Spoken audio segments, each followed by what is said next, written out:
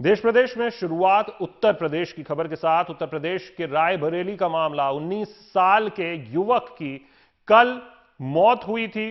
परिवार ने इसमें हिरासत में मौत का आरोप लगाया है। परिवार का आरोप है कि हिरासत में इस 19 वर्षीय युवक पर टॉर्चर किया गया और इसके चलते इसकी मौत हुई। परिवार के आरोपों से पुलिस ने साफ इनकार किया है। पुलिस ने कहा कि कोई टॉर्चर नहीं किया गया। हालांकि 48 घंटे बिना किसी केस के उसको हिरासत में रखा गया, जो अपने आप में ऐसा नहीं किया जा सकता। युवक का ऑक्सीजन लेवल कम था, ऐसा एसपी रायबरेली ने कहा है। युवक के शरीर पर चोट के निशान नहीं हैं, यह भी रायबरेली के एसपी की तरफ से बयान आया है। दरअसल इस युवक को बाइक चोरी के आरोप में एक गैंग जो मोटरसाइकिल थेफ्ट करता है उसका हिस्सा बताकर शुक्रवार को हिरासत में लिया गया था। 5 युवकों को बाइक चोरी के आरोप में उस समय हिरासत में लिया गया, जिसमें इस युवक की मौत हो गई। गाड़ी की चोरी में वहाँ पूछते रहे कि चाबी कहाँ है, चाबी कहाँ है, वहाँ पूछ रहे हैं। उसके बाद बहुत मारा पीटा है और वहीं उसके बाद मोहित को भी हमारे बहुत मारा है। वही मतलब थाने में वो मर चुका है। थाने में बहुत मारा है उसको, थाने में वो मर चुका है। तो क्या हमको सुना यही मिला। तुम लोगों ने मोटरसाइकिल चोरी किया था क्या? मोटरसाइकिल हमने चोरी नहीं किया है।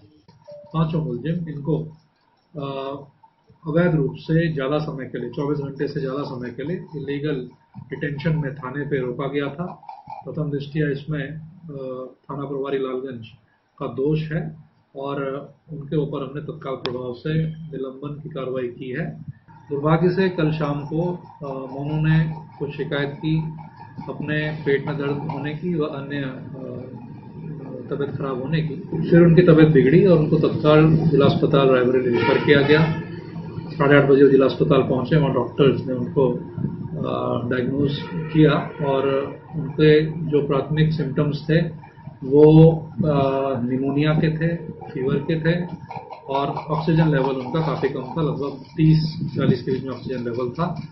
उनको प्रथम दृष्टया कोई भी शारीरिक चोट नहीं थी जब वो पहुंचे थे और लगभग 2.5 घंटे उपचार के बाद दुर्भाग्य से 11 बजे के आसपास उनकी जिला अस्पताल रायबरेली में मृत्यु हो गई। रायबरेली की घटना है, काफ़ी चौंकाने वाली है, क्योंकि पुलिस इसमें मान रही है कि उन्होंने इस 19 साल के लड़के को 24 घंटे से ज़्यादा इलीगली डिटेन किया। कानून ये कहता है कि अगर पुलिस आपको थाने लेके आती है, किसी चीज़ की संदिग्ध आपको पाती है, तो आपसे 24 घंटा आपको डिटेन कर सकती है। उसके बाद अगर अरेस्ट कर रही है तो आपको मैजिस्ट्रेट के सामने पेश करना है, नहीं तो आपको छोड़ना पड़ेगा। यहाँ इस लड़के को फ्राइडे को उठाया गया, पूरे सैटरडे वो थाने में रहा, संडे तक थाने में रहा और संडे को वो हॉस्पिटल गया है और वहाँ पे उसकी मौत हुई है। दूसरी चीज़ ये कि पुलिस ये कह रही है कि सैटरडे रात को उसको पेट में दर्द हुआ, उसको लोकली दवाई दिलाई गई, रात भर फिर उसने थाने में आराम किया और फिर संडे को जब हॉस्पिटल गया तो पुलिस कह रही है उसका ऑक्सीजन काउंट लो था, उसको निमोनिया हो गया था। ये सारे कोविड के सिम्टम्स हैं। तो ये भी एक आश्चर्यजनक बात है कि एक आदमी, एक लड़का, उसको पहले पेट में दर्द की बात बता रही है पुलिस, फिर कह रही है उसको कोविड हो गया था। खुद नहीं कह रही कोविड, लेकिन जो लक्षण बता रही है उससे यही प्रतीत होता है। परिवार वालों का साफ आरोप है कि इसको मारा गया है और ये मोटरसाइकिल चोरी में इसकी संलिप्तता नहीं थी, लेकिन पुलिस उससे बार बार पूछ रही थी कि कहाँ है इन गाड़ियों की चाबी बताओ, और उसके बाद उसको मार पीट रही थी। जो रायबरेली के एसपी हैं वो इस बात को मानने को तैयार नहीं है। वो कह रहे हैं कि पोस्टमार्टम हम करवाएंगे, वीडियोग्राफ करवाएंगे, लेकिन उनके शरीर पे कोई चोट नहीं है जो मृतक हैं, और हमने इनको मारा नहीं है, लेकिन हाँ इलीगली डिटेन हमने किया और इसके लिए जो लोकल एसओ हैं या एसएचओ जिसको कहते हैं, स्टेशन हाउस ऑफिसर, उसको सस्पेंड कर दिया गया है। लेकिन पुलिस की जो कार्य प्रणाली है उस पर गंभीर सवाल फिर से उठ रहे हैं, पहली बार नहीं लेकिन फिर उठ रहे हैं कि भाई इस तरह की चीज़ कैसे हो सकती है, और हुई है तो क्या इसको इतनी कैजुअली डिसमिस कर देना कि हाँ भाई हमने सस्पेंशन कर दिया और हमने मारा नहीं, ये वो, क्या ये ठीक है, या क्या थोड़ा इंट्रोस्पेक्शन और थोड़ा और कॉन्क्रीट एक्शन इस केस में ज़रूरी है। और अब खबर उत्तर प्रदेश के ही आगरा से। उत्तर प्रदेश के आगरा में एक ही परिवार के 3 लोगों की मौत से कोहराम मच गया है। तीनों लोगों के शव अधजली हालत में घर के एक कमरे में मिले हैं। ये तीनों शव एक ही परिवार के पति, पत्नी और बेटे के हैं। यह आशंका जताई जा रही है कि इन लोगों की हत्या की गई है। साथ ही ये बात भी सामने आ रही है कि मृतकों के हाथ पीछे से बांधने के बाद जलाया गया। हादसे के बाद एडीजी, आईजी और एसएसपी मौके पर पहुंचे। फिलहाल पुलिस मामले की जांच में जुटी है।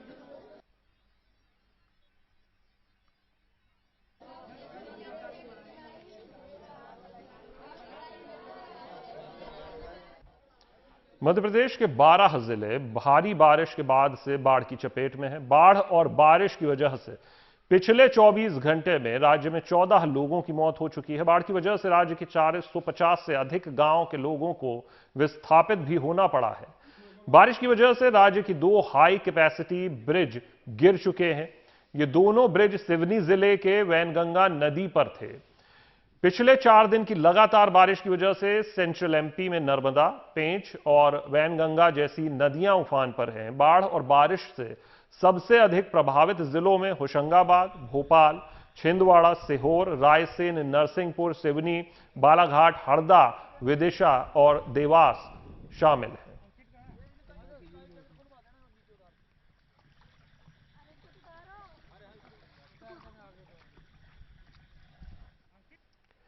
और मध्य प्रदेश के सिवनी के सुनवारा गांव में करोड़ों रुपए की लागत से बना पुल पानी में बह गया। इस पुल को 1 महीने पहले ही लोगों के लिए खोला गया था, लेकिन इसका औपचारिक उद्घाटन अभी तक नहीं हो सका था। अब पुल टूट जाने से लोगों को आने जाने में परेशानी का सामना करना पड़ रहा है। ये पुल वैनगंगा नदी पर बना था। अब इस मामले की जांच के आदेश भी दे दिए गए हैं। और मध्य प्रदेश के मंदसौर में भी बारिश ने हाल बेहाल कर रखा है। लगातार बारिश की वजह से यहां शिवना नदी उफान पर आ गई है। इस साल पहली बार शिवना नदी तट पर लगे भगवान पशुपतिनाथ मंदिर को जलमग्न करती वो नजर आ रही है। फिलहाल मंदिर के गर्भगृह तक पानी पहुंच चुका है। शिवना के बढ़ते जल स्तर को देखते हुए यहां आसपास रहने वाले लोग भयभीत नजर आ रहे हैं। और लगातार बारिश के कारण मध्य प्रदेश में हालात बिगड़ते जा रहे हैं। अब राजधानी भोपाल के चिरायु अस्पताल में भी पानी आ गया। इस अस्पताल में कोरोना के मरीजों का इलाज चल रहा है। राजधानी के बड़े तालाबों का पानी ओवरफ्लो होने से इस अस्पताल में पानी आ गया है। मुख्यमंत्री शिवराज सिंह चौहान ने भी इसी अस्पताल में कोरोना का इलाज कराया था।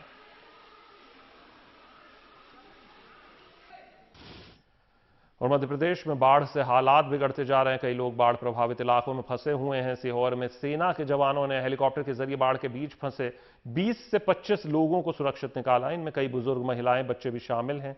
ये सभी एक खेत में फंसे हुए थे जहां पानी भर गया था।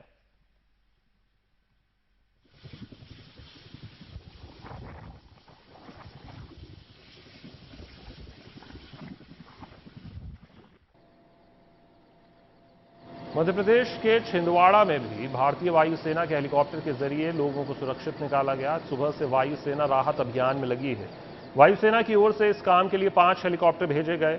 राहत के काम में वायुसेना के Mi-17 हेलीकॉप्टर्स को लगाया गया है।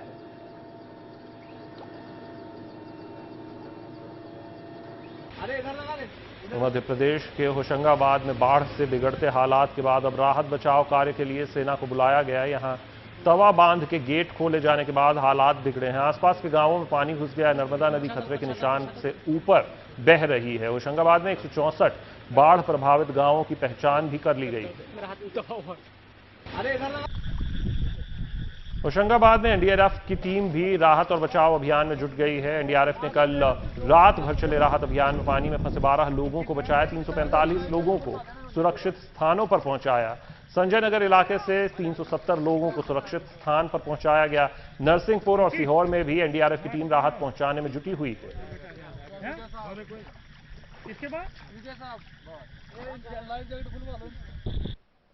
और मध्य प्रदेश के शाजापुर में रुक रुक कर बारिश का दौर जारी है। यहां कई नदियां उफान पर हैं। लोगों के घरों में पानी घुस गया है। लोगों ने घरों की दूसरी मंजिल पर रहकर दहशत में रातें काटी। बाढ़ के कारण दर्जनों रास्ते बंद हैं। 200 से अधिक गांवों का संपर्क टूट गया है।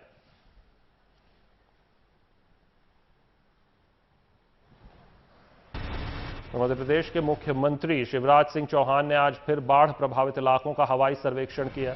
प्रदेश में बाढ़ को लेकर उन्होंने पीएम मोदी से बात कर उन्हें हालात की जानकारी भी दी है। मध्य प्रदेश के 400 से ज्यादा गांव बाढ़ से प्रभावित हैं और अब तक 8000 से ज्यादा लोगों को सुरक्षित स्थानों पर पहुंचाया गया है।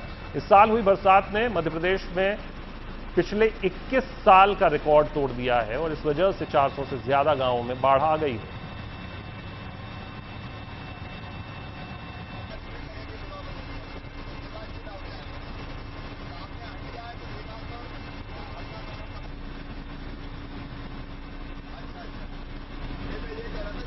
होशंगाबाद में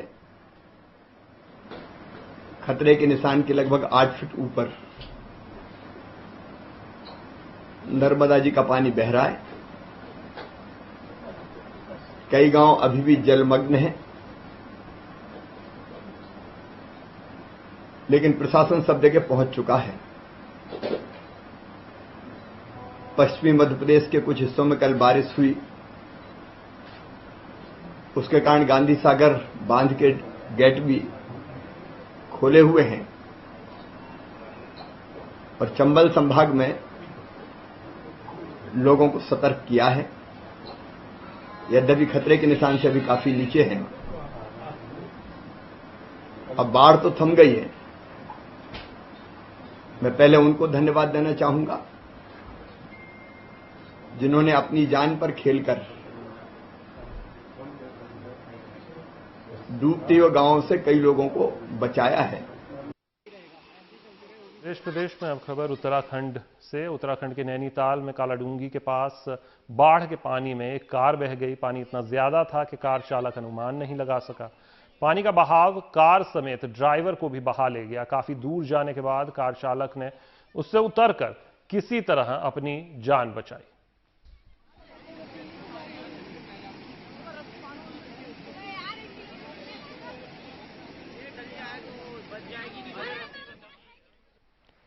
खबर गुजरात से। गुजरात के कई जिलों के लोग बाढ़ और बारिश की वजह से बेहद खराब हालात का सामना कर रहे हैं। तस्वीरें बोटाड जिले की हैं। आप देख सकते हैं बाढ़ का पानी किस तरह शहरी इलाकों में घुस गया। यहां पुल डूबे हुए हैं। पानी की लहरें लोगों को डरा रही हैं। बोटाड से काफी लोग अपना घर बार छोड़कर सुरक्षित जगहों पर जाने के लिए मजबूर हैं। ग्रामीण इलाकों के अलावा शहरी क्षेत्र में भी लोग सरकारी मदद के आसरे में हैं।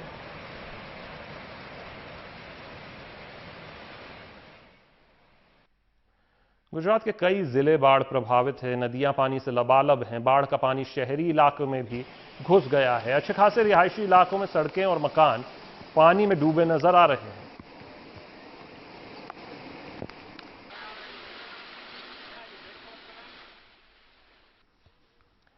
राजस्थान का जिक्र करते हैं। राजस्थान के जालौर में लगातार 4 घंटे जमकर पानी बरसने से जिले भर की नदियों और नाली में उफान आ गया और जनजीवन अस्त व्यस्त हो गया। इसके अलावा जिले के ऐतिहासिक तीर्थ स्थल सुंधा माता और राजस्थान के कई जिलों में भी लगातार बारिश ने लोगों के जीवन को प्रभावित किया है। सुंधा माता से गुजरात की तरफ जा रहे कार चालक ने लापरवाही से तेज बह रही नदी से कार निकालने की कोशिश की, जिसमें उसकी कार बहने लगी। खबर मिलने पर जसवंतपुरा प्रशासन और पुलिस ने फौरन कार्रवाई की और कार में सवार तीनों युवकों को बचा लिया। और राजस्थान के जैसलमेर में लगातार भारी बारिश हो रही है। यहां के रामगढ़, मोहनगढ़, पोखरन, रामदेवरा, फतेहगढ़ समेत कई इलाकों में जलजमाव हो गया है। जिले के गणेश मंदिर में बारिश की वजह से लोग कमर तक डूब गए हैं। यहां पहुंचे श्रद्धालुओं को बड़ी मुश्किल से बाहर निकाला गया। खबर उड़ीसा से। उड़ीसा के कटक में महानदी उफान पर है। महानदी पर हीराकुड डैम के 64 में से 44 गेट खोलने के बाद यह स्थिति बनी है। यह डैम संबलपुर में है, जो छत्तीसगढ़ की सीमा से लगा हुआ है। गेट खोले जाने के बाद बांध के आसपास के इलाकों में अलर्ट जारी कर दिया गया है।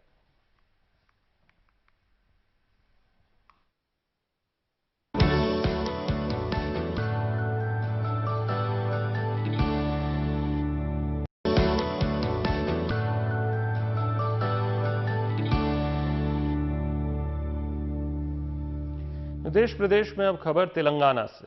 कोरोना महामारी को देखते हुए तेलंगाना हाईकोर्ट ने मुहर्रम के दिन हैदराबाद के पुराने शहर में जुलूस निकालने के लिए इजाजत नहीं दी थी, लेकिन आदेशों के बावजूद कोरोना से जुड़े नियमों को ताक पर रखते हुए जुलूस निकाला गया।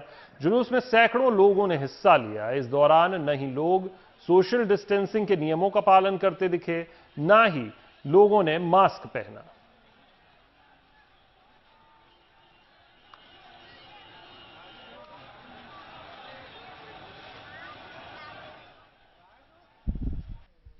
और हैदराबाद में कोविड-19 से जंग में एक मस्जिद को हेल्थ कम्युनिटी सेंटर में बदल दिया गया है। इससे जुड़े कार्यकर्ताओं ने बताया कि मस्जिद के आसपास 30 से ज्यादा स्लम्स हैं, जिन्हें लॉकडाउन के दौरान यहां से जरूरी सामान मुहैया कराए गए।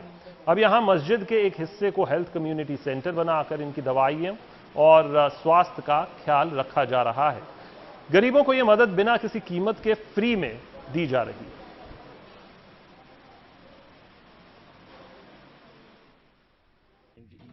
और आंध्र प्रदेश के कृष्णा जिले की पुलिस ने अवैध शराब के काले कारोबार पर नकेल कसी है। पुलिस ने एक एसयूवी गाड़ी बरामद की है जिससे वेल्डिंग के जरिए स्पेशल बॉक्स लगाए गए थे। इन बॉक्स में भरकर अवैध शराब एक जगह से दूसरी जगह भेजी जाती थी। पुलिस इस गिरोह से जुड़े लोगों की पहचान में जुटी हुई है।